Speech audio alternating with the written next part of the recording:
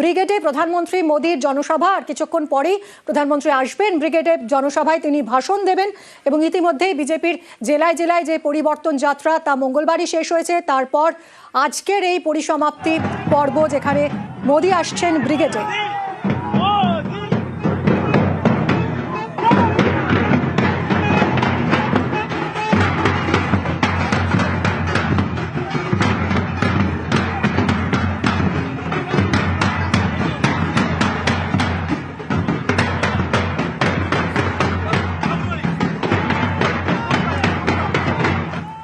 বিজেপির পাখির চোখ এই মুহূর্তে বাংলার টার্গেট 26-এ ব্রিগেডে মোদীর সভা আজ।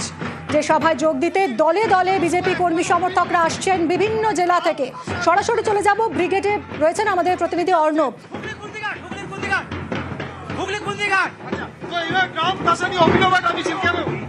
অর্ণব, আজ পদ্ম শিবির ব্রিগেড মুখী এবং ইতিমধ্যেই আমরা দেখতে পাচ্ছি কাতারে কাতারে বিজেপি কর্মী সমর্থক তারা এসেছেন, ইতিমধ্যে এখনো আসছেন। কতটা পূর্ণ হলো আজ ব্রিগেড? প্রধানমন্ত্রী কখন আসবেন, এই মুহূর্তে ঠিক কি ছবি?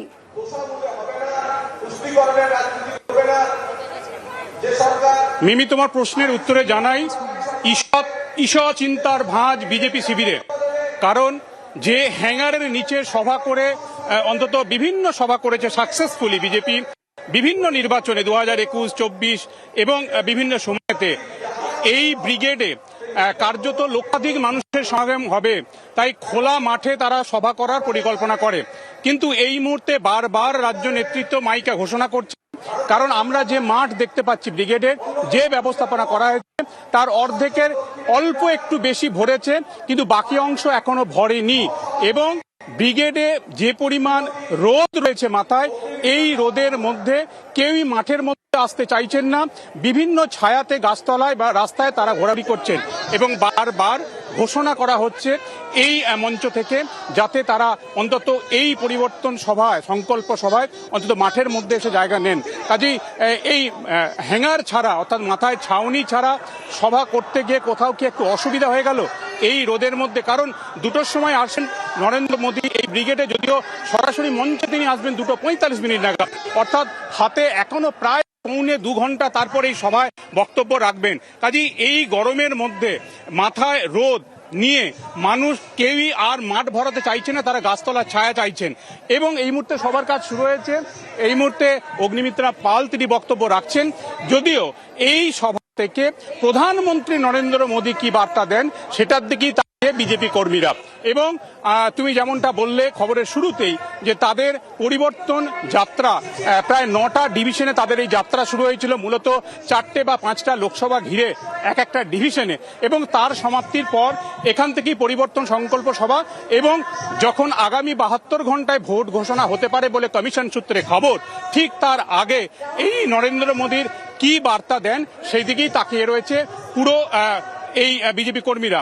সব থেকে বড় বিষয় পরিবর্তন যাত্রার, বিজেপির পরিবর্তন যাত্রার সূচনা হয়েছিল বিভিন্ন জেলা থেকে।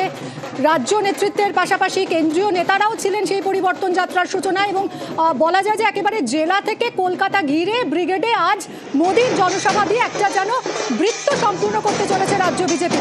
এবং ভোটের ঠিক মুখে এই গোটা পরিকল্পনায় রাজনৈতিকভাবে কতটা লাভবান হতে পারে বিজেপি?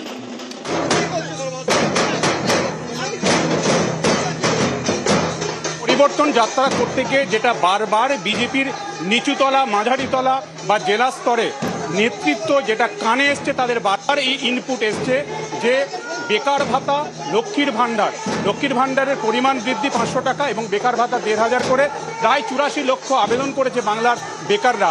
এই দুটো স্কিমের মাস্টার স্ট্রোকের পরিকল্পনা কিভাবে করা যাবে? কারণ সাংগঠনিকভাবে যা তুল্যমূল্য ছিল, এসআইআর পর বিজেপি অনেকটা কনফিডেন্ট ছিল অন্তত এবার তার একটা চোখে চোখ রেখে একটা লড়াই দিতে পারবে। কিন্তু বেকার ভাতা এবং লক্ষ্মীর ভাণ্ডার বৃদ্ধির পর সংখ্যাটা যদি তাকাও, প্রায় 2,42,00,000 এ রাজ্যের মহিলারা সরাসরি লক্ষ্মীর ভাণ্ডারের সুবিধা পান। পাশাপাশি বেকার ভাতা যেটা অগস্ট থেকে চালু করার কথা ছিল সেটা মার্চ থেকেই চালু হয়ে গেছে এবং 84 লক্ষ বেকারের অ্যাকাউন্টে টাকা ঢুকতে শুরু করেছে। এই দুটো সংখ্যা যোগ করলে সংখ্যাটা প্রায় 3 কোটি ছাপিয়ে যাচ্ছে। যদি এই মুহূর্তে আমি অ্যাডজুডিকেশনকে বাদ দিয়ে ভোটের সংখ্যা ধরি, প্রায় 6,40,00,000 ভোটার, অর্থাৎ প্রায় অর্ধেক ভোটার কার্যত একটা অঙ্কের খাতিরে দেখা যায় তৃণমূল কংগ্রেস সরকারি প্রকল্পের সুবিধা দিচ্ছে। এর কামব্যাক কি করে করা যাবে? তিনটে বিষয় তারা সামনে এনেছিল। দক্ষিণ 24 পরগনার অমিত শাহের সভা দিয়ে, তার ঘোষণার মধ্য দিয়ে 45 দিনের মধ্যে ক্ষমতায় আসার পর ডিএ 7ম পে কমিশন। দ্বিতীয়, তারা 60 দিনের মধ্যে সমস্ত সরকারি শূন্যপদ পূরণ করবে। আর যারা বেকার, যারা পরীক্ষা দিচ্ছেন চাকরি পাচ্ছেন না, তাদের জন্য 5 বছরের একটা ছাড় দেওয়ার কথা বলেছেন বয়সের। এই তিনটে দিয়ে যে চিড়ে ভিজবে না, তা এই পরিবর্তন যাত্রায় ঘুরতে ঘুরতে রাজ্য নেতৃত্ব এবং একই সঙ্গে কেন্দ্রীয় নেতৃত্ব সেটা হাড়ে হাড়ে বুঝতে পেরেছেন। কাজী প্রধানমন্ত্রী নরেন্দ্র মোদী, যিনি এখনো দেশে বিজেপির কাছে 1 নম্বর ক্রাউড পুলার, সেই প্রধানমন্ত্রী নরেন্দ্র মোদী। সঙ্গে থাকো অর্ণব, সঙ্গে থাকো। ব্রিগেডের উদ্দেশ্যে মোদির সভায় ভাষণ শুনতে ব্রিগেডের মুখে বিজেপির কর্মী সমর্থকরা উত্তর কলকাতায় মিছিল করে সেন্ট্রাল এভিনিউ দিয়ে জোড়াসাঁকো থেকে একেবারে ব্রিগেডমুখী বিজেপি কর্মী সমর্থকরা, সেই ছবি দেখা যাচ্ছে ঠিক বিজেপি অফিসের সামনে এই মুহূর্তে মিছিল রয়েছে। জোড়াসাঁকো থেকে এই মিছিল, উত্তর কলকাতা জোড়াসাঁকো থেকে এই মিছিল শুরু হয়েছে এবং সেই মিছিল যাবে ব্রিগেডের জনসভায়। এবং ব্রিগেডের জনসভায় যাওয়ার আগে ঢাকের বাদ্যির সঙ্গে এই মিছিল নিয়ে তারা মোদির সভায় ব্রিগেডে যাচ্ছেন বিজেপির কর্মী সমর্থকরা। ক্যামেরায় রাজীবের সঙ্গে বিশ্বজিৎ, নিউজ 18 বাংলা। এই মুহূর্তে বিজেপি কর্মী সমর্থকরা সবাই যাচ্ছেন ব্রিগেডে। তারা প্রধানমন্ত্রীকে সামনে থেকে দেখবেন। প্রধানমন্ত্রী কি আজ বার্তা দেন সেই শুনতেই উন্মুখ এই মুহূর্তে বিজেপি নেতা কর্মী সমর্থকরা। সবারই গন্তব্য একটাই, ব্রিগেড।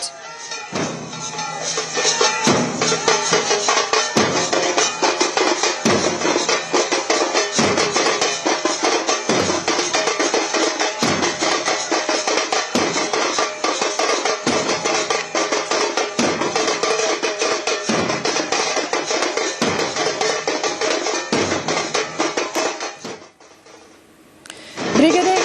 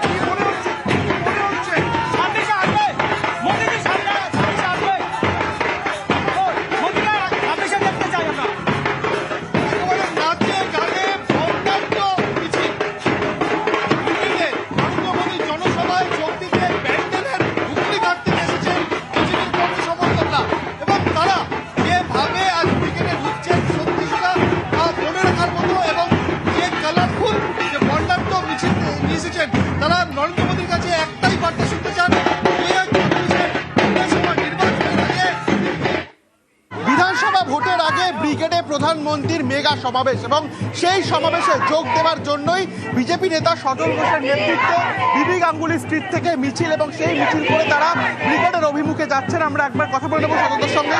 সজলদা, আজকে প্রধানমন্ত্রীর ব্রিগেড সমাবেশ, বিভিন্ন জেলা থেকে মানুষের সমাগম ইতিমধ্যে ব্রিগেডে এসেছে, কি মনে হচ্ছে রেকর্ড ভিড় হবে? সব রেকর্ড ভেঙে যাবে, সব রেকর্ড ভেঙে যাবে। স্বাধীনতার পর থেকে ব্রিগেডের যত ভিড়ের রেকর্ড ছিল আমরা প্রত্যাশা করছি আজকে সব রেকর্ড ভেঙে যাবে। পরিবর্তন যাত্রা বিভিন্ন জেলায় বিভিন্ন জায়গায় আপনাদের হয়েছে এবং ইতিমধ্যে আজকের এই সভা, বিশেষ কি বার্তা এক্সপেক্ট করছেন প্রধানমন্ত্রীর থেকে? দেখুন, প্রধানমন্ত্রীর থেকে আমরা শুধু একটু ভরসা চাই, শুধু একটু ভরসা চাই, আর কিছু চাই না। আমরা চাই প্রধানমন্ত্রীর কাছে যে কেন্দ্রীয় ফোর্সের চাবিকাঠিটা যেন কেন্দ্রীয়ভাবে থাকে। কেন্দ্রীয় ফোর্সের চাবিকাঠি কেন্দ্রীয়ভাবে থাকলে আর কোনো সমস্যা নেই। একেবারে বলা যায় বিধানসভা ভোটের আগে মেগা সমাবেশ, হয়তো এটাই শেষ মেগা সমাবেশ আপনাদের। সেই জায়গায় দাঁড়িয়ে প্রধানমন্ত্রীর শেষ মেগা সমাবেশ না, এটা পরিবর্তনের শুরু।